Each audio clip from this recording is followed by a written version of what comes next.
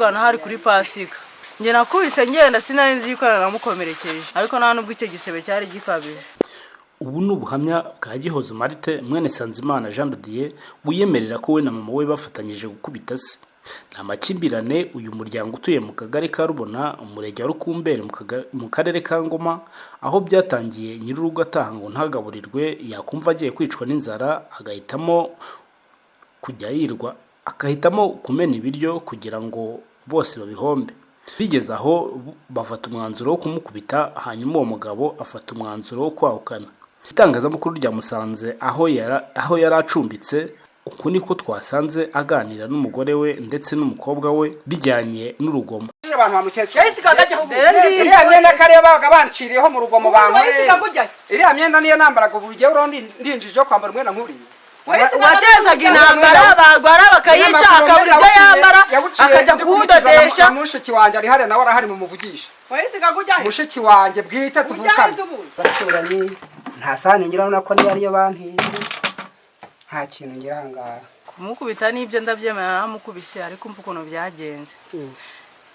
Kuri ibyo ngibyo yavuga ngo ntabwo twamugaburiraga, yaragendaga ibyo twakariye akagenda akabigurisha, ubundi yarangiza akaza ibyo mama yagiye kwicegurira, ubundi akaza ngo nitubare ibyo tumuhaho.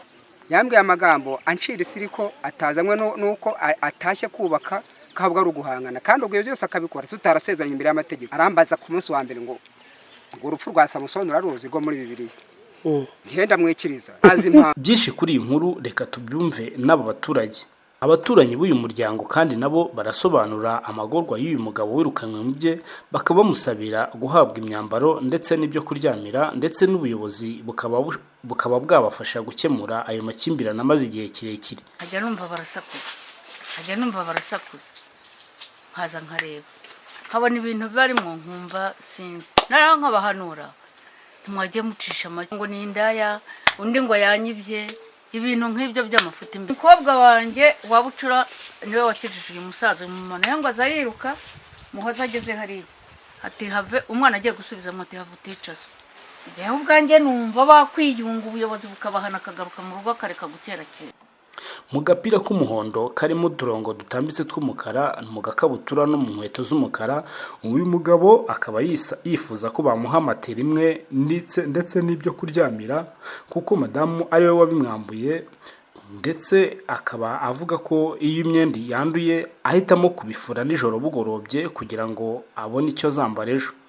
Imbirane hagati y'abashakanye ndetse n'imiryango hariho ingaruka, ndetse ko bigera ku bana baho ndetse bakanabihoramo, ndetse ko bamwe baba banigamba kwihorera. Matera ebyiri n'amashuka yize nko mu 8, ariko hanyuma nibura n'agasambe ko kuryamira. Aka nakagapana kagakabutura niko konyine nkamesa n'injoro. Reka mbabwire hari abaturage yewe niba mama yarambyaye mva mu nda ndavuka, na papa nawe niba yarambyaye mva mu nda ndavuka, sinaba nagiye kumwica nawe namwica nkavaho nkazabyara n'abandi we nabo bakavaho. Naraho nkabahanura ntimwajye mucisha make ngo ni indaya, undi ngo yanyibye, ibintu nk'ibyo by'amafuti. Umukobwa wanjye wabucura niwe wakijije uyu musaza mu mano yango azayiruka, muhoza ageze hariya ati have umwana agiye gusubiza moto have uticase. Njyewe ubwanjye numva bakwiyunga ubuyobozi bukabahana akagaruka mu